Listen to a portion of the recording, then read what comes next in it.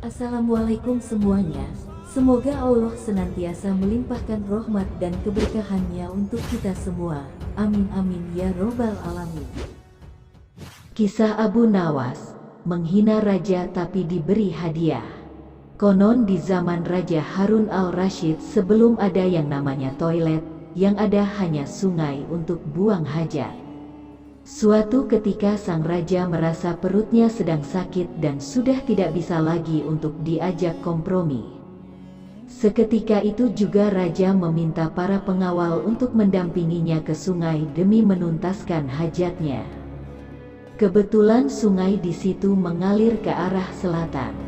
Sudah menjadi kebiasaan di kalangan masyarakat, jika sang raja sedang buang hajat di sungai, maka rakyat dilarang keras buang hajat di sebelah utaranya raja, karena dikhawatirkan kotoran tersebut akan mengalir ke arah selatan dan mengenai badan sang raja.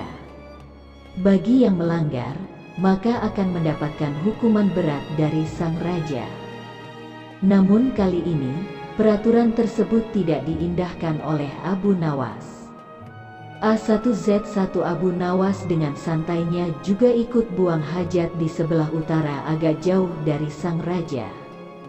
Di saat asyik buang hajat, tiba-tiba saja ada suatu benda yang menyenggol pantat raja. Tanpa berpikir panjang, benda tersebut langsung dipegang dan dilihat oleh sang raja. Dan alangkah kagetnya ternyata benda tersebut adalah kotoran manusia. Kontan saja hal itu membuat sang raja naik pitam, dan seketika itu juga raja menyuruh para pengawalnya untuk menelusuri sungai di belahan utara dan menangkap orang yang buang hajat. Benar saja, di sebelah utara agak jauh dari posisi sang raja terlihat sosok Abu Nawas sedang buang hajat dengan santainya. Saat itu juga para pengawal langsung menangkap dan membawanya ke hadapan raja untuk dihukum. Ketika di hadapan raja, Abu Nawas memprotes pada raja kenapa dia ditangkap dan akan dihukum. Raja pun menjawab bahwa perbuatan Abu Nawas itu telah melecehkan privasinya dan menginjak-injak harga dirinya sebagai raja. Kamu memang tidak punya tata krama, berani-beraninya kamu buang hajat di sebelah utaraku sehingga kotoranmu mengenai badanku. Kini kamu harus menerima hukuman dariku, bentak sang raja. Maaf, tunggu sebentar wahai raja, sela Abu Nawas. Ada apa kali ini? Tidak ada lagi ampunan bagimu Abu Nawas, sahut sang raja geram. Tunggu sebentar, tolong beri saya kesempatan untuk menjelaskannya. Saya melakukan itu semua karena saya sangat menghargai engkau wahai raja, kata Abu Nawas. Mendengar hal itu, Raja Harun al-Rasyid langsung sedikit tertegun dengan apa yang disampaikan oleh Abu Nawas. Perbuatan seperti itu kamu bilang malah menghormati aku, tanya raja keheranan.